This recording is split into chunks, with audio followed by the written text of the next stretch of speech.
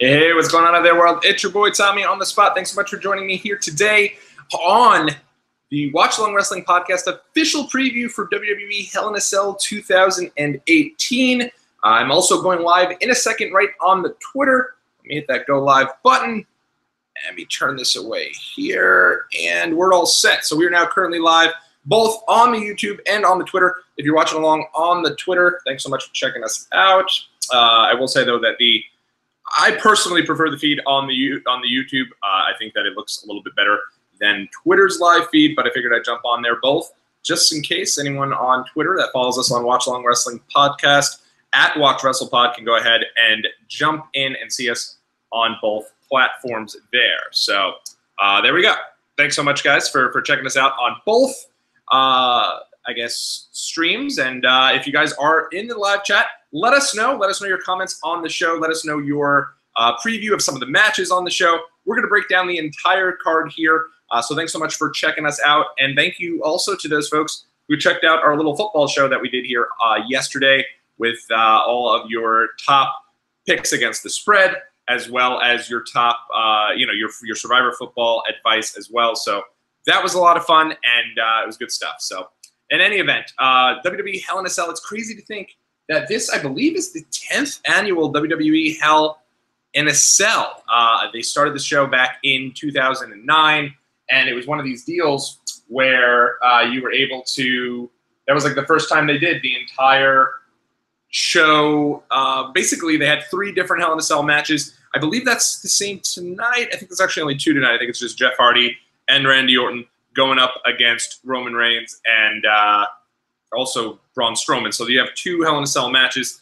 One of the things I wanted to kind of touch on before we get to anything is WWE last night did a live stream showing the construction of the Hell in a Cell, and this year it's actually going to be red. So that's going to be a little bit different, but at the end of the day, it kind of is what it is. I don't think that it's going to make or break the show. I don't think it matters necessarily what color anything is. I think somebody had a message over on the Yep, I Like Wrestling boards, basically that group on Facebook, just saying that Vince McMahon realized when they kept talking about the 20th anniversary of the Hell in a Cell that the Hell in a Cell needed a little bit of a change up, which is similar to what he did with WrestleMania after WrestleMania 30, getting rid of the Roman numerals. And I think there was a couple of WrestleManias that didn't even acknowledge what year they were at. I want to say 31 and 32. It was just WrestleMania play button, WrestleMania star. And so they're doing a little deal where they're changing things up. They're making everything red. And, it kind of is what it is. I mean, honestly, though, I did think it was crazy that live stream that WWE put out there was 2 hours and 40 minutes. I don't know if any of you guys got to see that, but I thought it was kind of interesting that it was legitimately 2 hours and 40 minutes, which just seemed a little bit much. But 2 hours, 40 minutes of them literally constructing the entire cell. It was interesting if you're the type of person, like a nerd like myself, who wants to go and kind of see how things are done, kind of see how the magic is made. I thought that was cool. Check that out on WWE's YouTube if you get a chance. Also on WWE's YouTube today is their WWE Now preview shows that they do before all the pay-per-views. I think they got some interviews with Dolph and with Drew, then later on with AJ Styles, and I want to say maybe Becky Lynch as well. So those are fun pieces. I appreciate those. I think they do a good job in hyping the show. I think Kathy Kelly does a good job hosting those little deals, and I think that they act as a good little hype piece for the WWE show and kind of gets you excited about it. Me personally, 1 p.m. until 7 p.m., I'll be watching some football, and it's one of the 4 best months. Well, I think we got like 4 or 5 tops of these days per year where your entire day is football during the day, WWE pay-per-view at night. I'll sacrifice the Giants and the Cowboys, maybe be able to tune into the end of that after Hell in a Cell, but that's about as good as it gets if you're me there. You got your Jets and your Dolphins, also your Packers and Vikings at 1 o'clock. You got your Patriots and your Jaguars at 4, and then WWE Hell in a Cell at 7. Let's go. That's a day, and it's a beautiful day out here in New York. Hopefully where you guys are at, it's good for you as well. So until then, as we kind of continue along here, I wanted to start and jump into the WWE Hell in a Cell pay-per-view card. I'm going to just go ahead and pull that up over here. But yeah, it's crazy to think. I was thinking about this the other day. The first Hell in a Cell pay-per-view I was actually at, and we were going to do a Watchalong Wrestling podcast about that, but didn't get the opportunity to get it in time. But one of the things that is really cool is they wanted to, they did a deal where you could go on and basically that show, I want to say, was in New Jersey. That was where you had Undertaker and CM Punk in the opening match. So people were kind of up in arms about that. Main event of that evening was DX in a Hell in a Cell against Legacy, Cody Rhodes, and Ted DiBiase.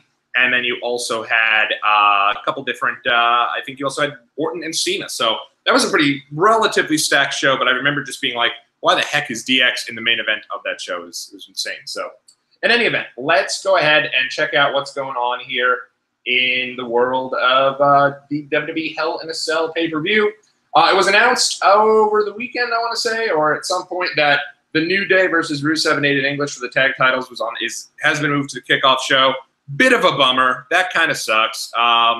Second time now in a row where Rusev has found himself on the kickoff show. And I don't understand what happened, because I thought his match with AJ Styles was really, really good. I thought they did a solid job there, kind of in building up Rusev there for a minute, and then looked like they were going to take him away from Aiden English, maybe turn him more into the Rusev Krishna type of character that he became so popular with back in the day. But it just didn't work out. They ended up going instead with, they had their match, thought it was good, and then ever since then, they brought Aiden English back.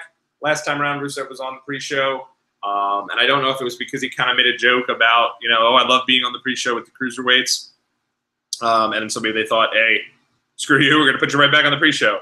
But that's tough, because I think that the New Day deserves more. They've done a lot for the tag team division. They have the titles and are doing well.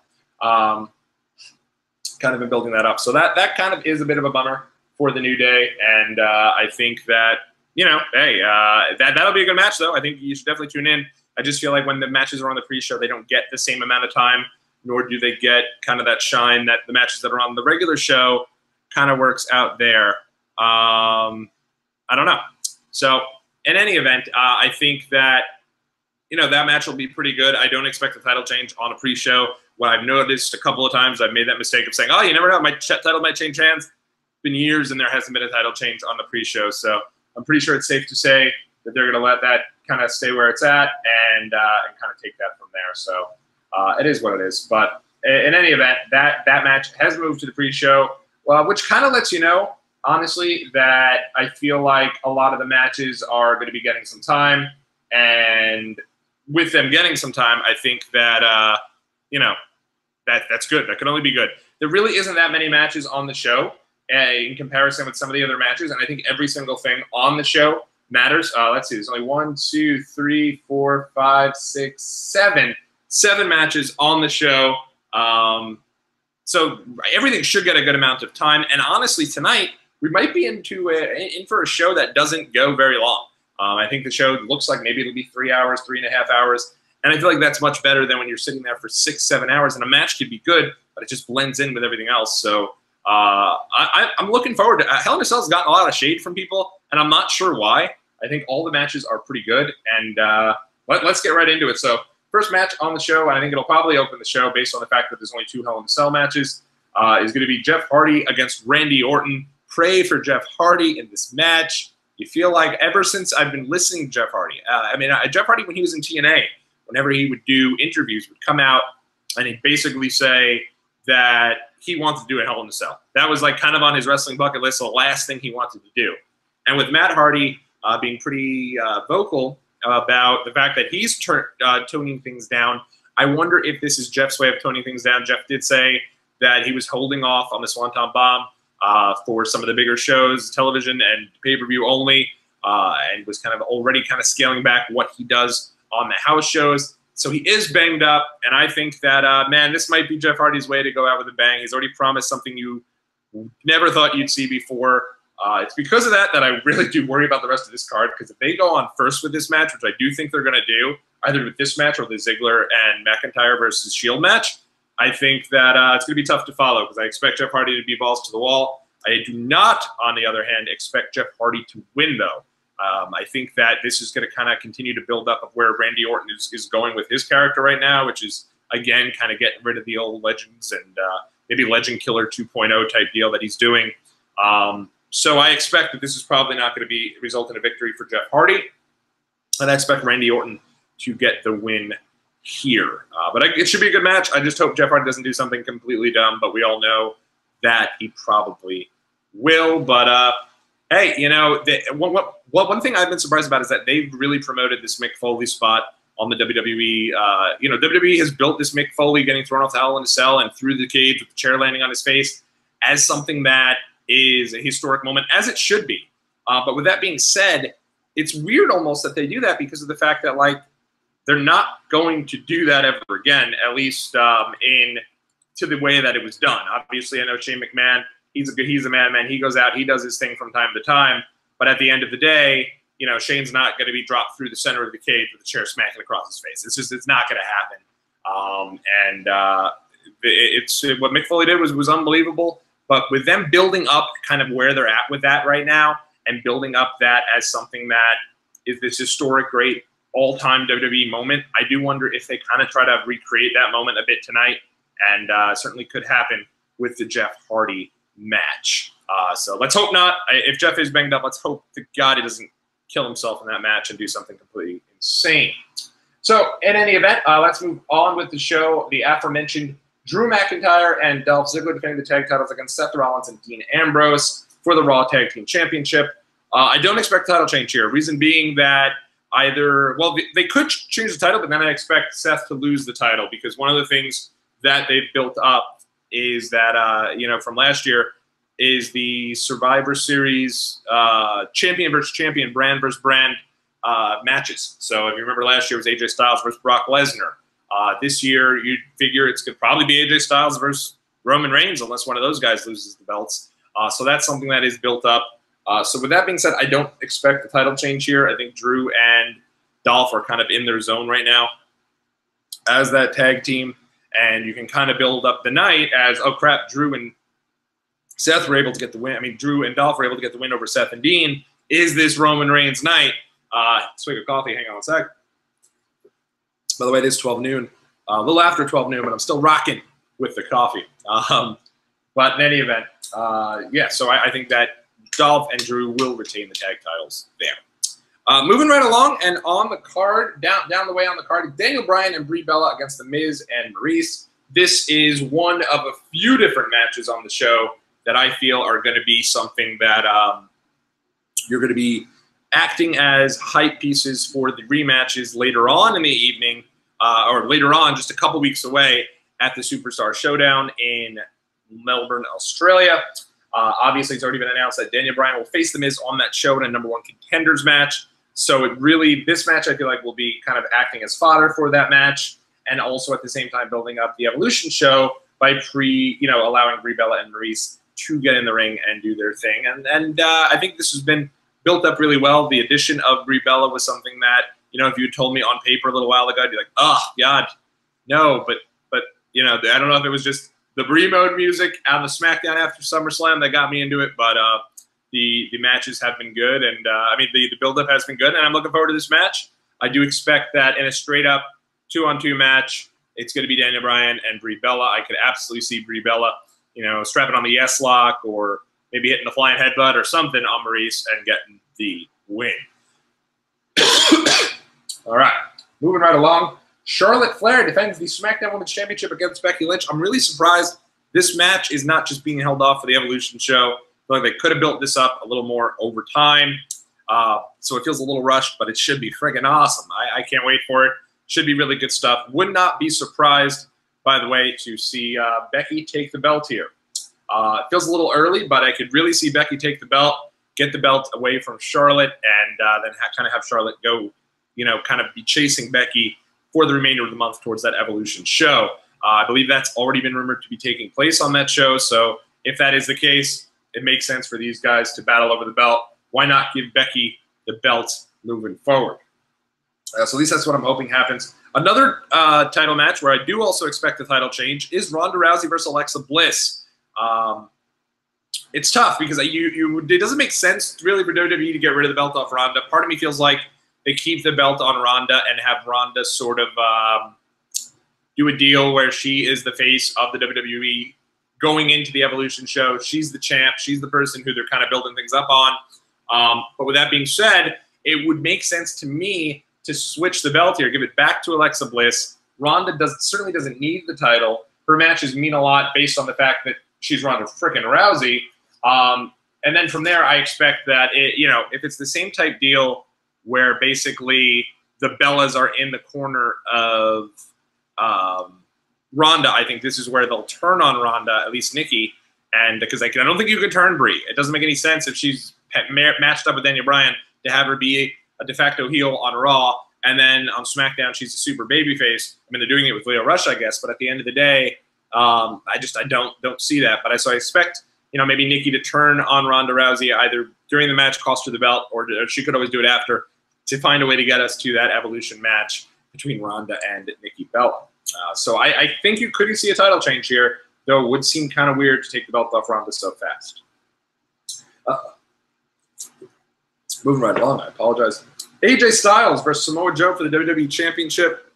I'm excited more to see the crux of the match, but I do think that it's important everyone goes into this with the idea that it's going to be I'd be surprised if you saw a winner in this match, a clean winner. It doesn't make too much sense to me for them to do that when they've already announced that these guys are going to be getting it on. These guys are going to be doing their own thing. Sorry. And having a match at the this is why I have not done the Watchalong Wrestling podcast. I'm still recovering from the itis a bit. But in any event, Samoa Joe going for the title tonight. I don't expect that he's going to win it because they've already announced that they're going to have another match at the Superstar Showdown. So I expect a bit of a schmoz finish again, which is tough. This is like they've done 2 feuds pretty much back-to-back with AJ Styles where you've had 2 or 3 different matches with a complete schmoz finish. And by the time the actual match happens where you're going to get the winner, I don't think everyone will be necessarily so up for that. So that is tough, but that's kind of where I see them going with this match. Moving right along here, at the main event, Roman Reigns defending the championship against Braun Strowman. If you tuned into the football show yesterday, you heard me mentioning about how Roman Reigns was on College Game Day yesterday, came across like $1 million. And this really feels like the start of the Roman Reigns era, which seems completely incredible when you consider the fact that the guy has been at 4 straight WrestleMania main events. But just now, in my opinion, it feels like they're really going with Roman Reigns as the face of WWE. It's because of that I'd be very surprised if Roman loses that belt. Braun, it seems it's weird that they turned him because it seemed like he was quickly becoming the most popular guy on the roster with the Get These Hands thing. Casual fans I saw over on Twitter were really getting behind the Get These Hands ordeal. So it seemed like that was going to be something that was going to kind of take off. But it's clear they want Roman to be that first guy, to be the guy that people get really into. So with that being said, I don't expect a title change tonight, though. I think that even though I think it would really build up and kind of maybe give the Shield a reason to get behind them, if you had 3 top heels holding the belts, I just don't see it happening. As a matter of fact, I think it's much more likely, if of one of the 2, I think it's much more likely that at the end of the night tonight, middle of that Hell in a Cell, you have Roman Reigns, Seth Rollins, Dean Ambrose all holding up the belts and basically owning the entire Raw roster. But I really feel like when that happens, you're running the risk of people turning on the Shield. People have turned on Roman Reigns. I know that Seth and Dean are ridiculously hot over right now, but I could easily see everyone kind of having enough of the Shield. So I hope they don't go that way. But pretty much right when they announced these matches, my original first thought was that they're going to have the Shield hold all the belts. The only thing that changed my mind was the idea that Survivor Series is coming up, and I don't think Seth's going to be on that show twice. So we'll see. But it should be a good show. Again, I mean, I went through those matches. There's nothing on that show that drags. There's nothing on that show that I think is going to be bad. I think everything has a certain amount of appeal, and I think it'll be a fun show. So if you guys are tuning, I wanted to also mention Mick Foley is the referee for that match, and I expect Mick to do his thing. And I think Mick will I think it'll be nice to have Mick in the match. I think Mick's going to be somebody who deserves to have all this spotlight. It's cool that WWE is acknowledging this. They didn't acknowledge it really at all toward June 28th. That's actually what we started our podcast on. Our first ever episode was that King of the Ring 1998. You can go back and watch it in the archives. They didn't really go through that when it came. They didn't even really mention it. So it's nice to see WWE is giving Mick Foley this big major kudo and respect. I'm personally really stoked that his 20 Years of Hell Tour show is going to be on the network right after the show. I think that's really fun. I think that's going to be great. And I'm excited to see that because I was not able to get there in person, and Mick's shows are awesome. I've seen him live a couple of different times, and I want to see that show. So I'm excited to see that. I think his involvement in the show, though, is simply to be taken out. Hope he doesn't take such a big bump. I know he's had a lot of surgeries and operations recently, so hope he doesn't do anything crazy either. I'll be watching the show kind of, behind a blanket, with my eyes peered out, both during the Hardy match as well as the Foley match. So it's nuts, but hopefully there's nothing too crazy. But I think he'll get taken out of some sort, and I think that'll lead to everyone else getting involved. Because I think coming out of this, whoever comes out as the champ, we're leading to a big 6-man match at the Melbourne show, at the Superstar Showdown. And then you can even extend that further and include those guys if you wanted to do like a traditional Survivor Series match and not do champion versus champion between brands. So who knows? But that's where we're at. That is my predictions for the show. So again, I think New Day retain. I think Randy Orton over Jeff Hardy. I think Dolph and Drew retain. Daniel Bryan, Brie Bella over The Miz and Maurice. I think Becky Lynch wins the title. I think Alexa Bliss wins the title. I think one of those is going to happen. There's no way they're going to switch for both belts. So I think one of those is going to happen. AJ Samoa Joe, I expect a big schmoz finish. I don't expect a clean finish. And we'll lead up to the Superstar Showdown. And then Roman Reigns over Braun Strowman, keeps the belt. Shield, very easily we could have a night where the Shield is all the belts raised over their heads. And I think it's too early, but I'm going to get out of here. I am losing my voice. I'm coughing all over the place. No one wants to hear that. So in any event, everyone, this has been Tommy on the Spot. Make sure you keep it locked right here to the Watchalong Wrestling Podcast. If you're a football fan, check out my football show. I gave you guys 7 picks against the spread. I gave you guys a Survivor advice, so check that out. And hopefully it'll be a lot of fun. Hopefully you guys will win some money. And then, let's check out Hell in a Cell together, and we'll be back with a recap at some point either tonight or tomorrow. Until next time, everyone, this has been Tommy on the Spot. It's been fun. It's been real. Take care.